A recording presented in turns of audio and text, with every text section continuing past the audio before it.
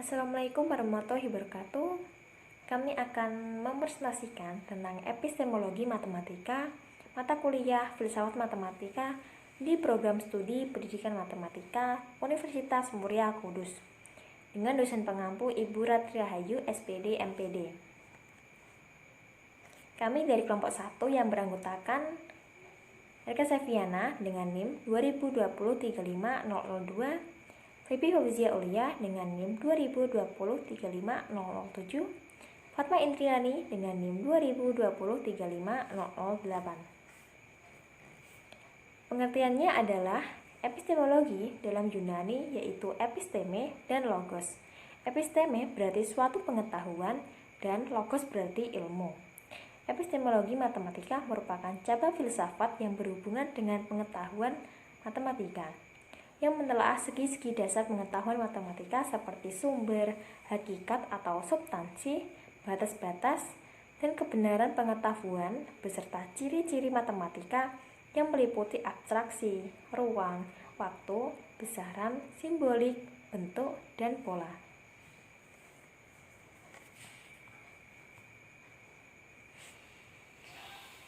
Kami akan menerangkan subbab 4, yaitu yang pertama, matematika merupakan bagian dari sains. Yang kedua, standar kebenaran sains. Yang ketiga, simbol dan bilangan dalam matematika. Yang keempat, abstraksi dalam matematika. Yang pertama, kami akan membahas matematika merupakan bagian dari sains. Kata ilmu pengetahuan atau sains berasal dari kata Latin sciens yang berarti mengetahui. Matematika sebagai bagian dari sains yang merupakan sebuah pengetahuan yang diperoleh dari proses pembelajaran. Banyak ilmuwan yang menyatakan bahwa matematika merupakan bagian dari ilmu sains. Di antaranya adalah J.B. Collins, Adele Leonhardt, Samuel Smith, dan kawan-kawannya, dan Maurice Klein. Beragam klasifikasi ilmu yang telah dikemukakan, namun klasifikasi yang paling sederhana dan paling universal telah membagi ilmu itu ke dalam 3 pembahasan sebagai berikut. Yang pertama, matematika yang subjek pengetahuannya berkaitan dengan ukuran, kuantitas, jumlah, volume, isi, dan bilangan. Yang kedua, kimia, fisika, dan biologi yang membahas karakteristik universal matematika, universal materi, dan sifat-sifat yang berhubungan dengan kehidupan. Etika yang subjeknya kajiannya adalah manusia. Tujuan dari ilmu ini adalah menyikap hakikat aktual dan tujuan hakiki dari aktivitas yang dilakukan oleh manusia.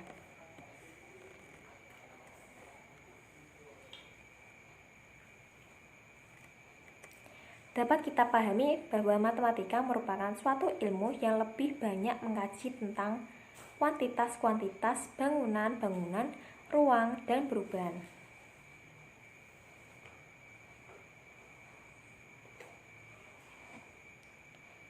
Untuk melakukan kegiatan ilmiah secara lebih baik diperlukan sarana berpikir. Penguasaan sarana berpikir tersebut merupakan suatu hal yang bersifat imperatif bagi seorang ilmuwan. Sarana berpikir ini merupakan alat yang membantu kegiatan ilmuwan dalam berbagai langkah yang harus ditempuh. Kita harus menguasai langkah-langkah dalam kegiatan ilmiah tersebut. Ditinjau dari pola pikirnya, maka ilmu pengetahuan merupakan gabungan antara proses berpikir atau proses berpikir deduktif atau menentukan konklusi pada awal pembahasan dan berpikir induksi atau menentukan konklusi dalam akhir pembahasan. Dengan demikian, penalaran ilmu menyadarkan kita pada proses logika deduktif dan logika induktif.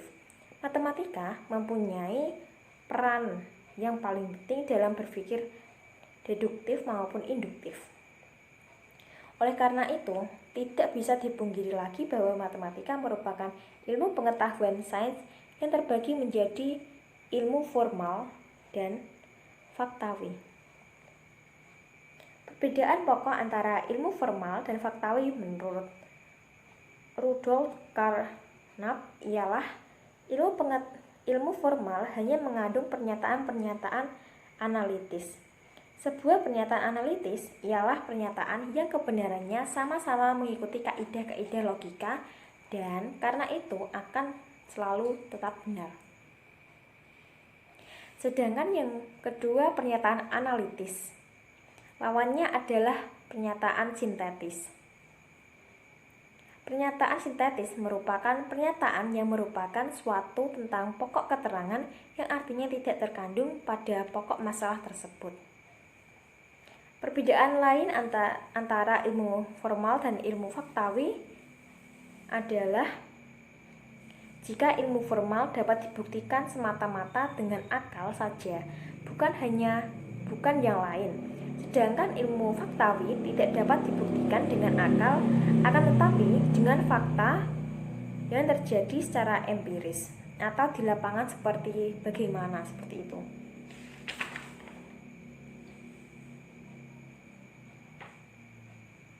Matematika memungkinkan ilmu pengetahuan mengalami perkembangan dari tahap kualitatif dan kuantitatif. Perkembangan ini merupakan suatu hal yang imperatif jika kita menghendaki daya prediksi dan kontrol yang lebih tepat dan cermat dari ilmu pengetahuan tersebut.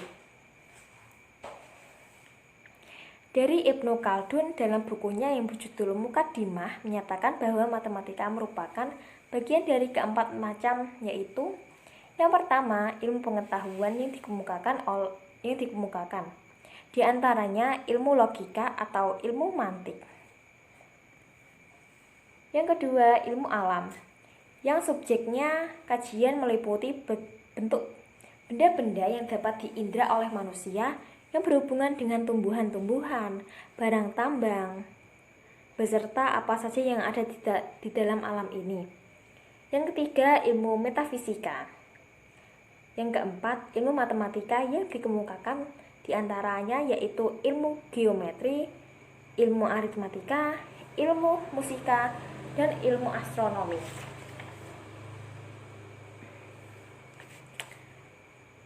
Ilmu matematika itu dikemukakan saya akan jelaskan tentang ilmu geometri.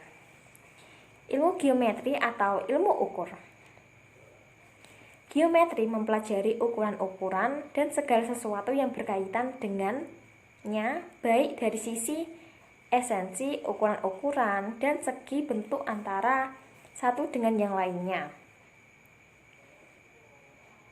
Maka, geometri berarti pengukuran tentang bumi, sehingga geometri adalah cabang dari matematika yang mempelajari hubungan dari dalam ruang. Yang kedua, aritmatika.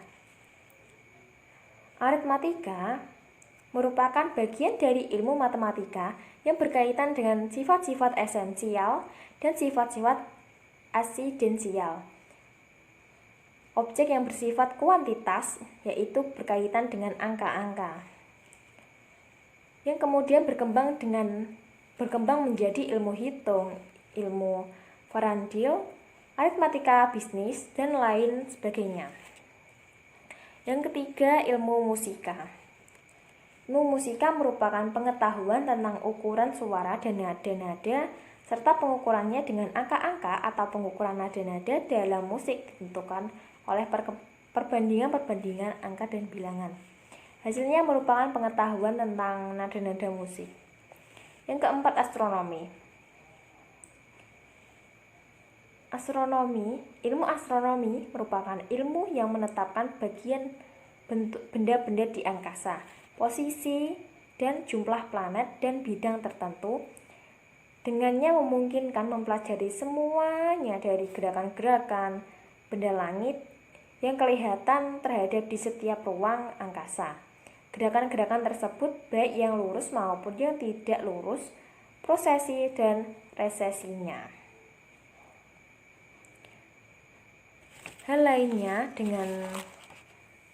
Lain halnya dengan Immanuel Kant.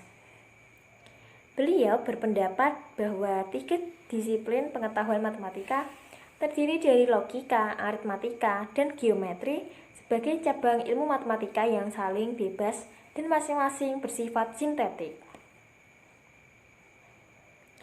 Sebab yang kedua adalah standar kebenaran sains. Indikator suatu pemikiran yaitu menemukan pengetahuan yang benar atau usaha yang menghasilkan pengetahuan yang benar. Telaah epistemologi terhadap kebenaran membawa orang kesimpulan dibedakan adanya 3 jenis kebenaran, yaitu kebenaran epistemologi merupakan suatu kebenaran yang dihasilkan dari penelitian resens yang berhubungan dengan pengetahuan manusia. Kebenaran ontologis merupakan kebenaran sebagai sifat dasar yang melekat pada hakikat segala sesuatu yang ada atau diadakan. Kebenaran sematis merupakan kebenaran yang melekat pada tutur kata dan bahasa manusia. Selanjutnya, teori korespondensi, correspondence of theory of truth, teori persesuaian dengan kenyataan atau fakta. Menurut teori korespondensi, kebenaran tersebut tergantung pada kondisi yang sudah ditetapkan atau diingkari. Dalam logika matematika, teori korespondensi menunjukkan bahwa suatu kalimat akan bernilai benar jika hal-hal yang terkandung di dalam pernyataan tersebut sesuai atau cocok dengan keadaan yang sesungguhnya. Contohnya, Mataram merupakan ibu kota provinsi Nusa Tenggara Barat. Merupakan suatu pernyataan yang bernilai benar karena kenyataannya memang demikian, yaitu Mataram memang benar merupakan ibu kota provinsi Nusa Tenggara Barat. Sehingga dapat disimpulkan bahwa teori korespondensi merupakan teori persesuaian dengan kenyataan atau fakta. Selanjutnya, teori koherensi atau coherence theory of truth. Teori konsistensi dan presisi yang telah menjadi kesepakatan. Teori koherensi atau teori konsisten merupakan teori kebenaran yang diterima oleh kelompok idealis, walaupun penerimaan teori tersebut tidak terbatas pada kelompok tersebut. Menurut teori koherensi, suatu pernyataan dianggap benar bila pernyataan itu bersifat koheren atau konsisten dengan pernyataan-pernyataan sebelum yang dianggap benar. Matematika adalah bentuk pengetahuan yang penyusunannya dilakukan dengan pembuktian berdasarkan teori koherensi. Contohnya susunan dan pembuktian operasi dasar aljabar. Penggunaan operasi aljabar disusun pada beberapa dasar pernyataan yang dianggap benar, yaitu aksioma. Dengan mempergunakan beberapa aksioma, maka disusun sebuah teorema atau dalil baru. Sehingga teorema-teorema akan dikembangkan dari kaidah-kaidah matematika yang secara keseluruhan merupakan suatu sistem yang konsistensi. Misalkan 2 ditambah 2 sama dengan 4. Dianggap benar sesuai dengan kebenarannya yang telah disepakati bersama, terutama oleh ahli matematika dan digunakan dalam kehidupan sehari-hari. Oleh karena itu, ukuran kebenaran pada teori koherensi adalah konsistensi dan presisi yang telah menjadi kesepakatan. Selanjutnya, teori pragmatisme atau pragmatic theory of truth. Pencetus teori pragmatisme adalah Charles S. Peirce tahun 1839 sampai 1914. Berpendirian bahwa teori kebenaran yang terbaik tentang suatu ide adalah pernyataan. Teori ini dianggap benar bila pernyataan tersebut bersifat fungsional dan memiliki manfaat dalam kehidupan praktis. Contohnya, pernyataan bahwa motivasi merupakan faktor yang sangat penting untuk meningkatkan prestasi belajar anak dapat dianggap benar bila mempunyai kegunaan praktis, yaitu bahwa prestasi belajar anak dapat ditingkatkan melalui pengembangan motivasi belajarnya.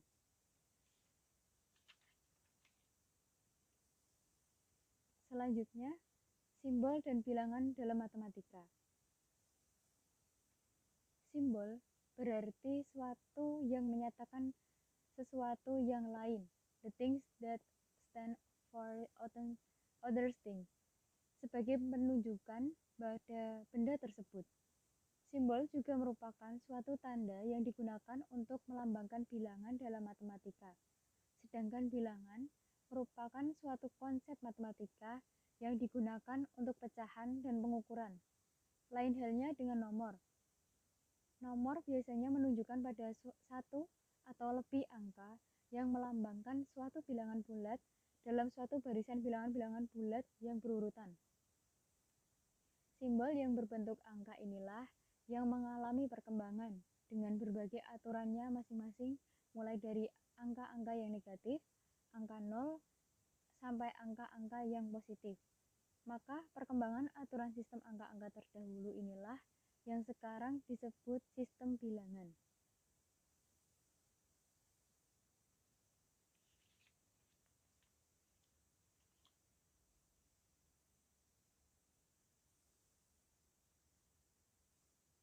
Sistem bilangan tentunya memiliki sifat-sifat yang menjelaskan batas dari bilangan. Bilangan tersebut dimulai dari 1, setiap kali ditambah dengan 1, dan seterusnya sampai menuju tak terhingga dinamakan sebagai bilangan asli. Terdapat pula bilangan 0, sehingga ditambah ke bilangan asli maka dinamakan bilangan cacah. Sistem bilangan yang telah dikembangkan pada abad modern di atas terbagi menjadi beberapa jenis. Yang pertama, bilangan bulat merupakan gabungan bilangan negatif, bilangan positif, dan 0. Dilambangkan dengan huruf Z atau yang disebut dengan zal. Bilangan tersebut meliputi negatif tak hingga sampai positif tak hingga. Yang kedua, bilangan asli merupakan bilangan yang dimulai dari angka 1 dan terus ditambah 1 dilambangkan dengan n atau nature. Bilangan tersebut meliputi angka 1, 2, 3 hingga positif tak hingga. Yang ketiga, bilangan rasional dan irasional. Bilangan rasional merupakan bilangan yang dinyatakan sebagai perbandingan dua bilangan bulat P dan Q. Dilambangkan dengan Q atau quotient, contohnya 3/4 atau negatif 7/8 dan 21/5.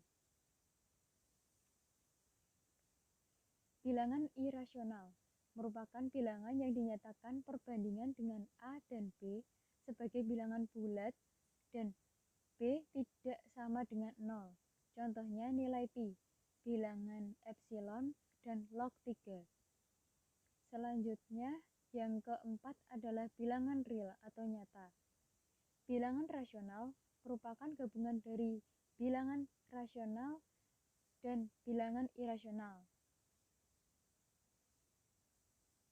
Bilangan real juga dikatakan sebagai bilangan yang dimulai dari negatif tak hingga sampai positif tak hingga dan sering dinyatakan sebagai simbol R atau real. Sehingga bilangan real ada juga bilangan imajiner yang merupakan khayal. Sebagai contoh, akar negatif N. Bilangan kompleks merupakan gabungan dari semua bilangan yang dinyatakan dengan bentuk 1 ditambah B dikali I, dengan A dan B merupakan bilangan real dan I sama dengan akar negatif 1 yang merupakan bilangan imajiner, dilambangkan dengan C. Proses abstraksi pada bilangan. Kesemuaan bilangan-bilangan dengan perkembangan bentuk-bentuk angka dalam imajinasi dan pikiran manusia semata.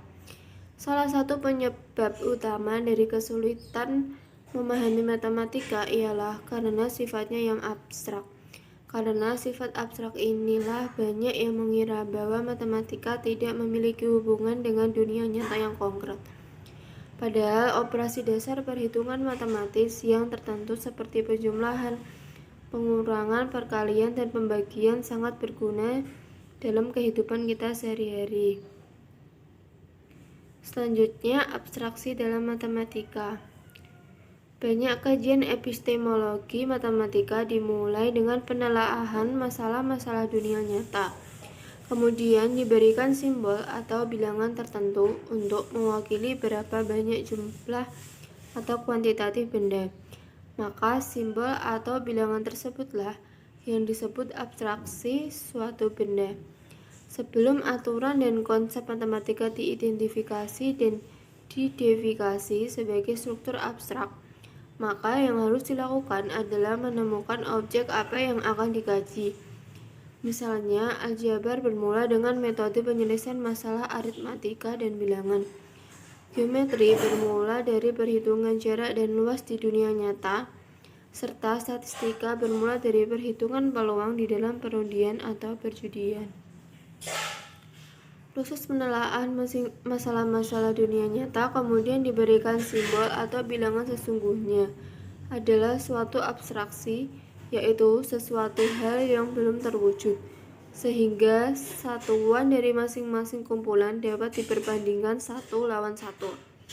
Maka sifat umum dari segenap kumpulan tersebut ialah bilangan menurut konsepsi pikiran manusia. Contoh di mana kumpulan-kumpulan benda yang terdiri dari jeruk, kursi, kayu, buku, dan binatang. Sifat umum yang terdapat pada semua kumpulan benda-benda tersebut ialah hubungan satu berbanding satu yang bebas dari ciri-ciri bendanya. Contoh buku tersebut yang digunakan untuk menulis dan bintang berada di langit. Sifat umum inilah yang menjelaskan tentang dengan bilangan dan bilangan yang digunakan dalam contoh angka 3, karena tidak dapat diindra atau ditangkap oleh panca indera manusia di dunia nyata, karena merupakan proses abstraksi yang hanya dapat dimengerti dan dipahami oleh pikiran. Sehingga angka 3 adalah suatu proses abstraksi dari semua kumpulan nyata yang berisi 3 benda, yaitu 3 jeruk, 3 buku, 3 kursi, 3 kayu, dan 3 binatang. Ada 3 manfaat dan proses abstraksi dalam matematika, yaitu sebagai berikut. 1. Memahami bahwa proses abstraksi merupakan proses yang ada di dalam pikiran manusia saja, yang diimplementasikan dalam dunia kenyataan. Yang kedua, proses abstrak menjadi proses pemicu perkembangan matematika, sehingga angka dan bilangan merupakan bagian dasar dalam pengetahuan matematika. Tanpa pengetahuan tentang matematika, manusia tidak bisa menggunakan segala apa yang berada dalam jagat raya atau universe dengan cermat dan bijaksana. Yang ketiga, abstraksi menjelaskan secara mendalam hubungan antara cabang-cabang dan bagian-bagian dari matematika antara satu dengan yang lainnya.